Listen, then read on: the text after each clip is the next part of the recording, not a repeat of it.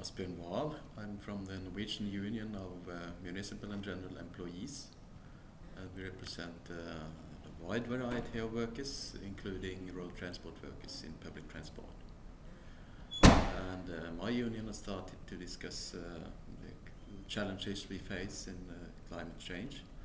And the important thing that we are doing is that we see it very important not to isolate the climate change question into only climate change, because the question of climate change is a broad question which had to be addressed in the broad way, because there are different solutions on these climate change challenges, and not all solutions will go in our direction. So there are other interests on the arena that want to make workers and consumers and so pay the bill for the climate change solutions, and we are not interested in that. So we are therefore trying to integrating these climate change policy into a wider social agenda, where we see climate change questions online with redistribution of wealth, for example.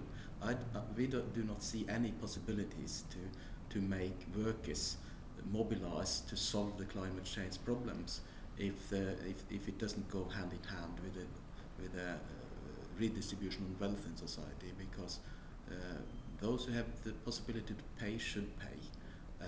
People most affected by the climate change policies shouldn't pay the bill for this. So that is also, I think, something that the trade union movement has to do. We have to broaden the perspective of the struggle against the climate change. Thank you. And in terms of what organisations such as the ITF and other more global organisations can do to help unions as part of the ongoing fight against climate change? Yeah, I think the role of the unions and the international unions is to sort of be the organisation that take this proactive role. Because the situation so far, I think the trade union has been a bit on the defensive, a bit denying the problem at first, and then also say it is none of our business. Some of them say trade unions should defend the interest of the workers, the members, and climate change policy is none of our business. Some do that. I think that is changing quite rapidly now. But we should at least realize that if we don't do anything, the situation will be even worse. We will lose more jobs due to climate change than due to measures to fight climate change.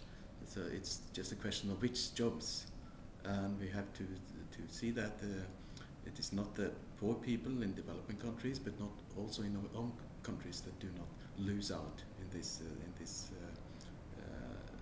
attempt at solving the problems. So the ITF, I think, should do at least two things. They should come up with this broader, proactive approach to go on the offensive in order to bring in the social questions into the struggle. And they should also educate the unions to develop information material. The most important struggle has to be made at the national level, but the ITF could help a lot by developing both policies and material for the unions. And I think also the third point is that it is decisive that we are able to build broad alliances, broad social alliances, first and foremost with the environmental movement, but also broader alliances, because we are not going to solve these problems alone. So that is also an important part of what the ITF could do. Brilliant. Well, that's fantastic.